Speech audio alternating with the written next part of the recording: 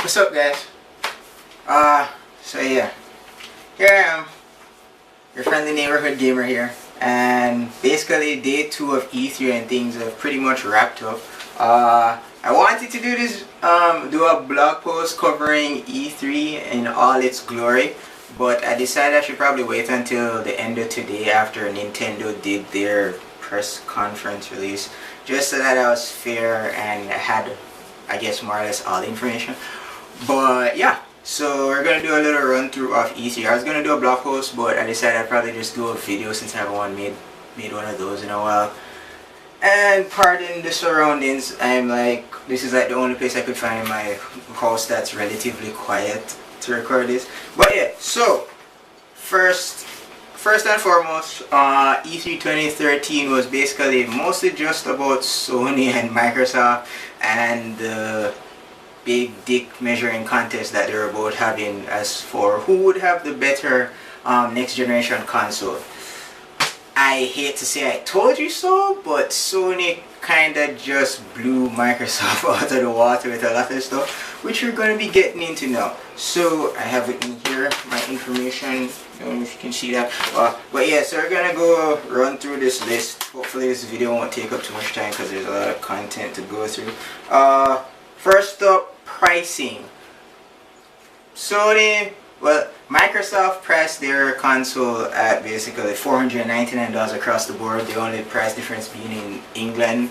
Their economy, their pound is stronger, so it's like $4.29 in England, I think. Yeah, and people were like, okay, with emerging technologies, that's a relatively okay price. God, I'm so hot. But now it's like Sony revealed their console last night and the price point on that is $399.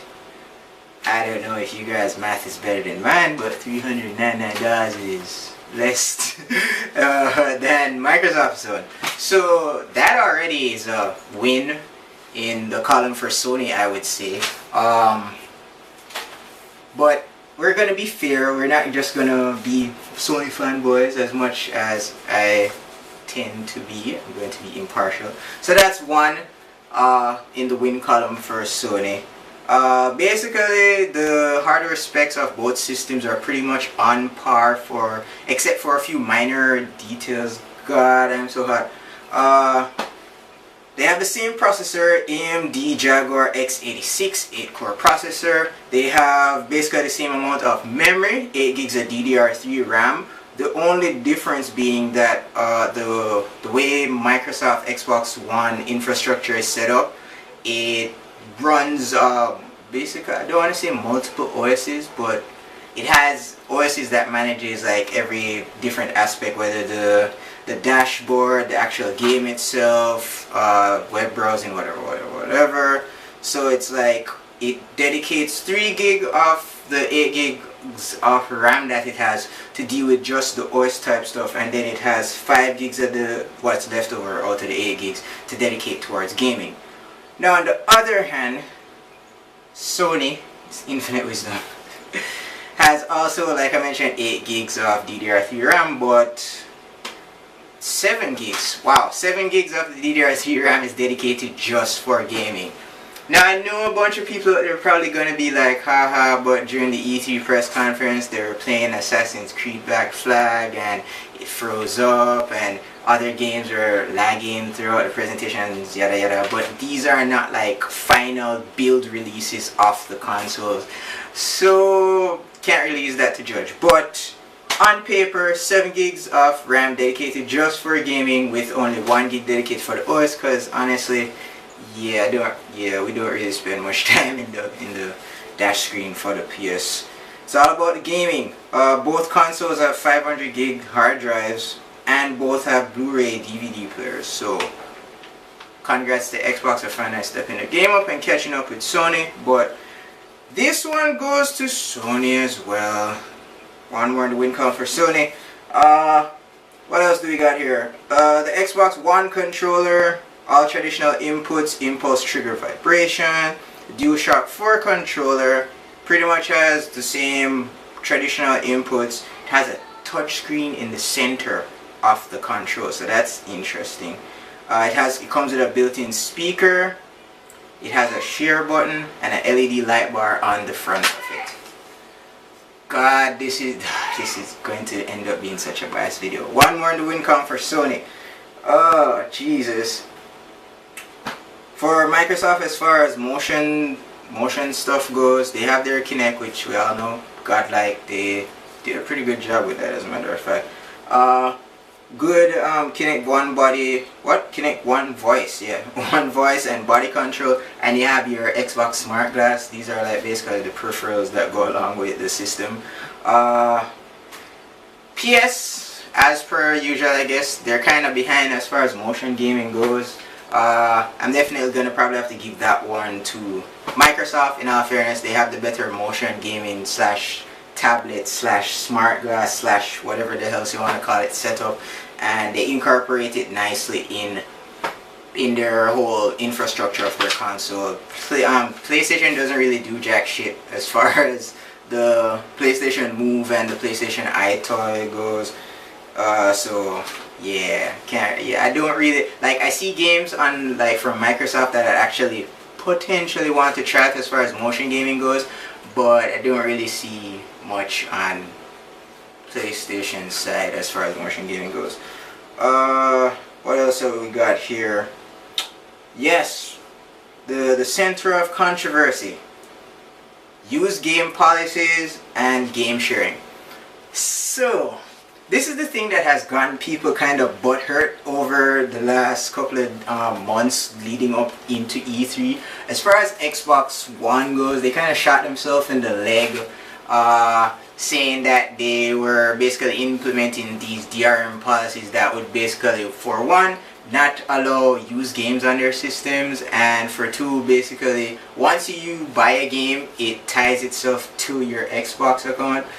This pretty much sent the internet into a shitstorm of anger, and I think Microsoft realized how bad they fucked up, so they kind of tried to do damage control.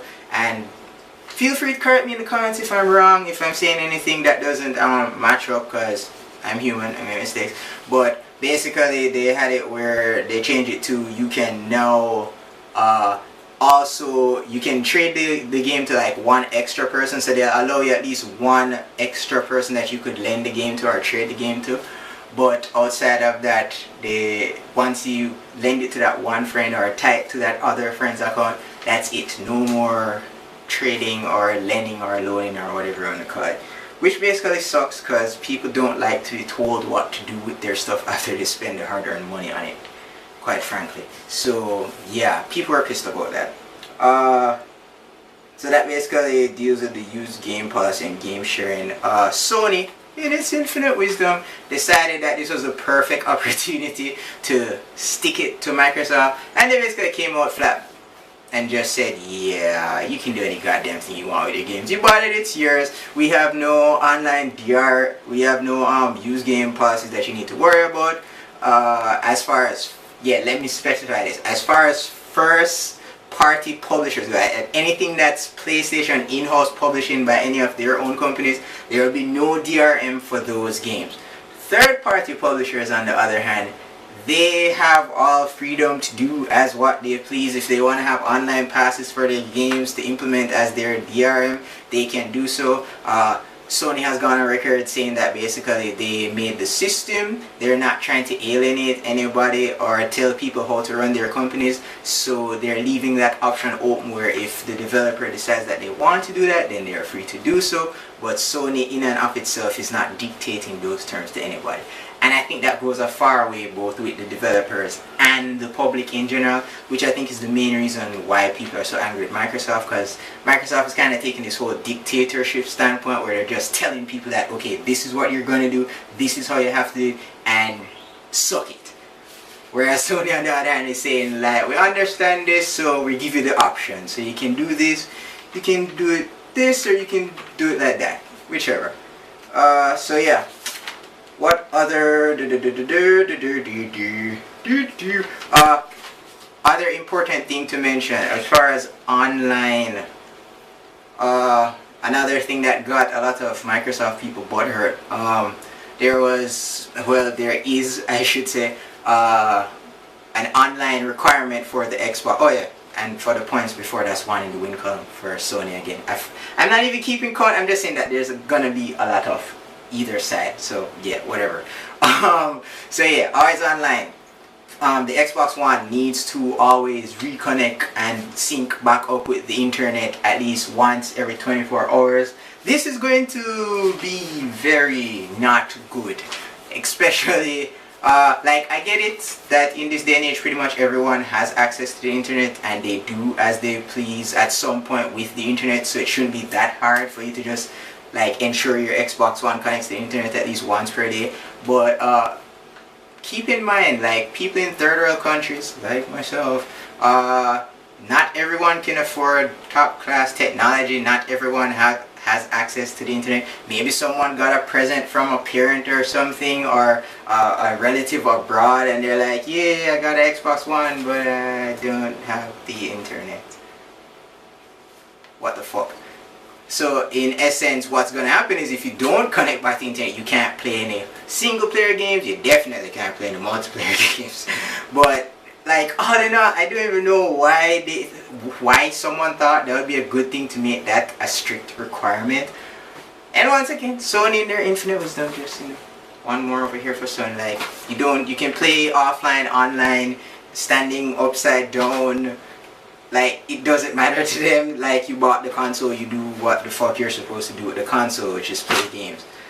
I really was trying not to swear throughout this thing, but yeah, screw that. So yeah, that takes care of the always online requirement.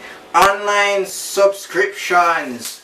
Xbox Live Gold members versus PlayStation Plus members. So basically, the new architecture, for one, Xbox One is changing out their gamer scores and whatnot, I think it was, or their Xbox Live Gold. There's some specific, I'm not sure because I'm not really an Xbox owner or such, so I don't know what the terminology exactly are. But the Xbox Live people's gamer scores and whatnot are supposed to be changed out and transferred into a new form of microtransaction system, where based on the amount of gamer points, I guess, you get, it would equate into online, I guess, Xbox money that you could use to whether buy games or DLC or something to that, I guess, because like their whole infrastructure is kind of leaning towards microtransactions. Everybody in the game industry is like going for that free-to-play microtransactions money.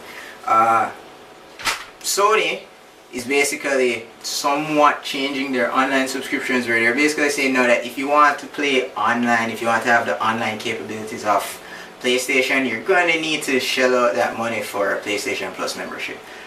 I'm kinda okay with this because, one, I already have PlayStation Plus membership, but at the same time, it's like I can see why some people might be upset because maybe not everyone has access to get a PlayStation Plus membership. But you can still play your games single player offline. It's just that with the new infrastructure, I think, well, this is my personal opinion, but I think why Sony is doing this is because of the new policy, where basically, which I probably was going to get into that later, but we'll do it now. Basically, the new policy where there's no backwards compatibility. So a lot of well, pretty much everything that you own right now for the PS3, the games, the controllers and whatever, you won't be able to carry them over onto your PS4. It's a new system, new architecture, new structure, and basically they're trying to meet, which love Sony, they're trying to meet their customers halfway. So they said that they're going to try and incorporate their entire PS3 library through Gaikai, which is this online cloud streaming service, so that once it is that they have that up and running, you can play all the old PS3 games through Gaikai, through cloud on your PS4. So now I think all the additional work and servers that are going to be needed to basically handle all of that, I think that's why they changed over to this new model where they're telling people they need to pay, because they need to get money somehow, guys. Like, we've had years of, you know, online play being totally free. That was like our big thing over Microsoft. But now that they're kind of changing it, I feel like that's what they're doing. They're taking the money from that to kind of help pay for that, so to speak. So I don't really have a problem with it. It kind of makes sense to me. So yeah. What else? Another cool, well, I don't even, yeah, another cool thing, cross is it? Yeah, I think crossplay. Yeah, I think that exists for both systems because you have like the Windows mobile phones that you can access your gamer dashboard through for the Xbox One, and you have your tablets you can access that through. And then on the PS4, you have crossplay through your PlayStation Vita and the PS4. Last I heard announced they were trying to make every single PS4 game release crossplay compatible. So that's going to be very interesting. So happy that I friggin' bought a PS Vita. So now I just need to wait for my PS3 to die, and then I'll buy a PS4. I think that basically takes care of most of the harder stuff. We can jump right into the next section, which is video games. Not much to be said here for video games. There's a shit ton worth of video games shown at E3. Like, a lot of people online once again are butthurt over the fact that most of the trailers that were shown were like CGI or pre-rendered stuff, wasn't actual in-game gameplay footage. But for Christ's sakes, people, you know there's gameplay. Like, can't we just appreciate that we got a trailer in the first place? Like, I don't get what the big deal is. Like, the games aren't even like anywhere near close to coming out, but people are like adamant that they want that gameplay trailer. Like, I don't get it. Like, at least you know that the game's in production and it's coming out. That should be enough. But I guess it's not. So we're just gonna talk about exclusives. Xbox One, XBO, whatever the fuck you wanna call it. Exclusives below: Crimson Dragon, Dead Rising 3, D4, Forza Motorsport 5, I guess Halo 5 if you want to call it that, Killer Instinct, Kinect Sports Rival, Quantum Break, Rise, Son of Rome, Sunset Overdrive. PS4 exclusives: Dark Sorcerer, Deep Down Drive Club, Final Fantasy XV, I'm guessing that's 15, yeah, 15? Yeah, we know our Roman numerals, alright. Infamous Second Son, Killzone Shadowfall, Kingdom Hearts 3, Knack, which I thought was pretty cool even though it looked kind of like a kiddie platform game, but that's alright. Mad Max, so much nostalgia for that. And The Order 1886. Those are, for the most part, all the PS4 exclusives. Yeah. This last part here that I'm going to mention now is kind of funny. For Sony, their 8th generation PS4 exclusive, well, 8th generation exclusives, I should say. PS4 got Diablo 3. Yes, I shit you not, Diablo 3